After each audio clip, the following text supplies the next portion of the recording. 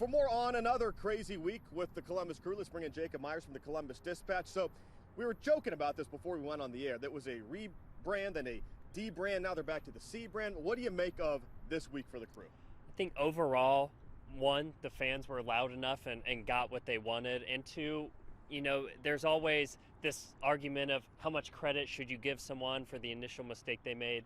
How often do you see ownership and rich people who own sports teams make or own up to their own mistakes? And so I do believe they deserve credit for that, and all the fans that I spoke to seem to think this is water under the bridge now. And hopefully I think fans are all ready to just focus on the on-field product now. Yeah, so the ownership group met with the Nordeck. They decided to go a different direction, which is kind of combining the old and the new. Did you get to talk to anyone in the Nordeck about what those meetings were like with ownership? Yeah, I had conversations with all 8 people in that meeting, and the number one thing that came across to me was it was genuine. They thought the ownership right up front, specifically J.W. Johnson, pretty much says, I messed up. And I think to start the meeting like that, they all felt like they were on the right foot.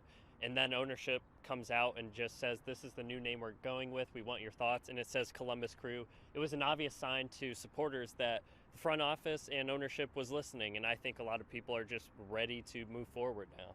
It was funny because we heard the Tim Bezpachenko paraphrase about, if we lose some fans and gain some fans, and a lot was made of that. But at the same time, Jacob, they're business people who want to do the right thing. I think sometimes I heard people say last week, they spit on the fans and all this stuff. But at the same time, they don't want to do that. I mean, any good business person wants the fans' support. Do you think they were villainized a little too much in this process? The overall sentiment of wanting to gain more fans, I think, is what that quote that you just paraphrased is what that meant to be. That's obviously the approach that they wanted to take for the rebrand.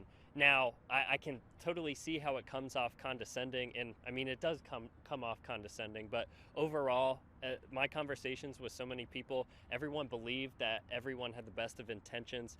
They just messed up, and of the stadium, the training ground, all the investments they've made to the on-field product, this was just one area that was a letdown, and they've corrected it. I think compromise is a beautiful thing, but at the same time, compromise sometimes means no one gets exactly what they want. So what do you think about the fan reaction to this new updated logo?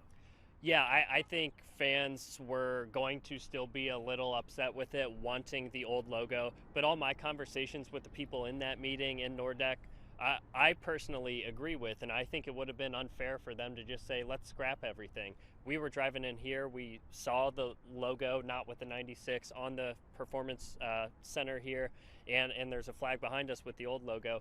It would have been, I guess, not totally fair to ownership to just say scrap everything because of the financial commitment they already made to all the signage and stuff at New Stadium. And there's already a financial commitment they're making to correcting it as well. So I think the ownership was fine and just doing the little tweaks, and Nordeck met them halfway. Is this something that could only happen in the MLS? Is it something that could only happen with Crew fans? Because I think about the team of my childhood, the Cleveland Browns. There was no hashtag Save the Browns. Of course, back then it was the pound key on your phone, but there was no movement to even think about keeping them out of Baltimore. It was just going to happen once ownership said it happened. Is this an MLS thing? Is it a Crew thing? How are they able to pull it off with the franchise and now a logo? Well, I think you could make the argument that because of that Browns debacle is why the Crew are still here anyway, because of the Modell law kind of held things up for new ownership to come in. I do believe it's specific to MLS and soccer, not to say it can't happen elsewhere, but the supporters just play such an outsized role in soccer compared to every other sport. And of course there are large fan bases elsewhere, but the importance that the supporters are to a club, it just kind of makes for this perfect recipe for them to get what they want and come together in a good way. I'm not sure we've seen the best of the Crew. In fact, I'm quite sure we haven't so far. They were playing the Champions League. It was busy, a lot of action.